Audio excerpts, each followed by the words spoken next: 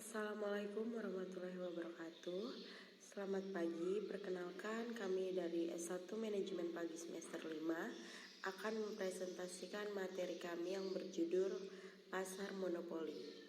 Sebelumnya saya akan memperkenalkan nama-nama anggota kelompok kami. Yang pertama, Claudia Virginia. Yang kedua, Jenny Karunisa. Yang ketiga, Rafita Husnul Fatimah. Yang keempat, Esa Nur Amelia. Yang kelima, Suci Rahmadania. Dan yang keenam, Dwi Arya Bakti. Pengertian pasar monopoli. Pasar monopoli merupakan salah satu jenis dari struktur pasar persaingan tidak sempurna. Kata monopoli berasal dari bahasa Yunani, yaitu monos yang berarti satu dan poli yang berarti penjual. Dari asal kata tersebut, pasar monopoli didefinisikan sebagai bentuk pasar di mana hanya terdapat satu penjual yang menguasai pasar.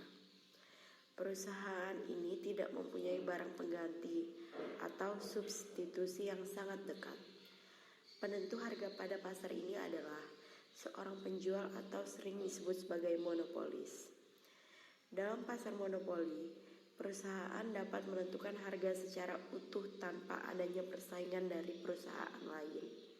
Sebagai penentu harga, perusahaan dapat menaikkan harga dengan cara mengurangi jumlah produknya. Akan tetapi, ketika berhadapan dengan banyaknya pembeli, penjual memiliki keterbatasan dalam menetapkan harga. Sebab, jika harga terlampau mahal, ada kemungkinan konsumen untuk menunda pembelian. Faktor-faktor yang menimbulkan monopoli.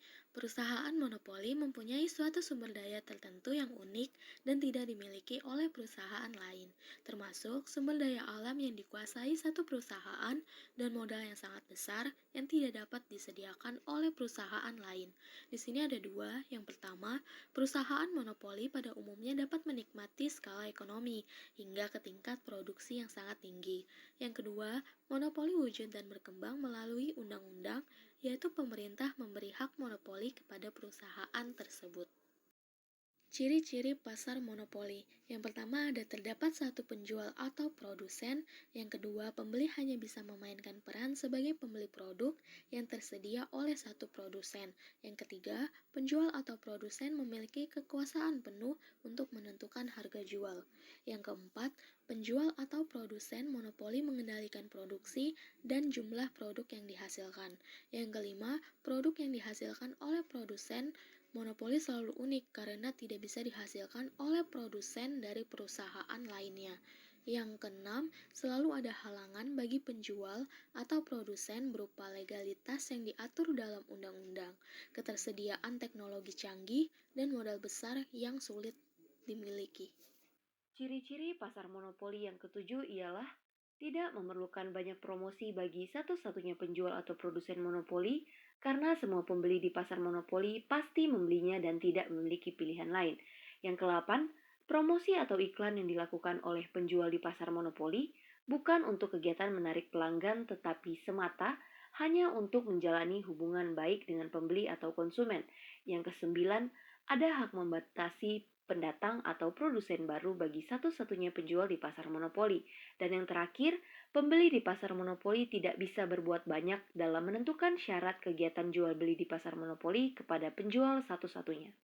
Kebijakan pemerintah. Kebijakan pemerintah yang diberlakukan untuk mengatasi anti monopoli diantaranya yang pertama, membatasi ruang gerak monopolis dengan adanya campur tangan pemerintah dan penentuan harga maupun produksi. Yang kedua, melakukan regulasi ekonomi terhadap monopoli bila kemunculannya tidak dapat dihindari lagi. Yang ketiga, kebijakan antitrust yang berupaya mencegah monopolisasi atau penyalahgunaan anti-kompetitif dengan mendirikan perusahaan tandingan yang mampu menyaingi monopolis. Yang keempat, pengenaan pajak. Selain itu, masalah larangan monopoli yang diatur dalam Pasal 7 Undang-Undang Nomor 5 Tahun 1984 tentang perindustrian. Dalam pasal tersebut, pada intinya memberikan instruksi kepada pemerintah untuk yang pertama, mewujudkan perkembangan industri yang lebih baik secara sehat dan berhasil.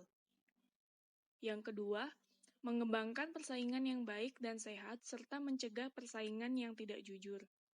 Yang ketiga, mencegah pemusatan atau penguasaan industri oleh satu kelompok atau perorangan dalam bentuk monopoli yang merugikan masyarakat. Di dalam Undang-Undang Anti-Monopoli, ada ketentuan yang menggunakan kata-kata dilarang tetapi tidak otomatis dijatuhi hukuman, karena ada perbuatan melawan hukum yang dilakukan pelaku usaha yang bersifat rule of reason. Artinya, perlu penelitian lebih jauh. Apakah tindakan pelaku usaha tertentu dapat mengakibatkan praktik monopoli dan atau persaingan usaha tidak sehat pada pasar yang bersangkutan. Contohnya, perusahaan A dan B melakukan merger dengan tujuan meningkatkan kemampuan perusahaan berupa kemampuan keuangan, meningkatkan pangsa pasar, maupun meningkatkan sinergi dan meningkatkan pelayanan terhadap konsumen.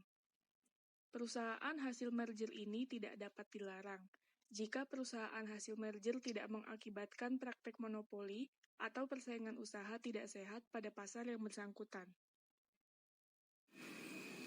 Diskriminasi harga pada pasar monopoli. Diskriminasi harga adalah menjual produk barang yang sama dengan harga yang berbeda pada pasar atau konsumen yang berbeda. Jadi ada penetapan harga yang berbeda-beda untuk produk atau barang yang sama pada waktu atau tempat dan pasar yang beda. Untuk pelanggan yang beda tapi biaya yang dikeluarkan untuk produk adalah sama. Contoh diskriminasi harga monopoli.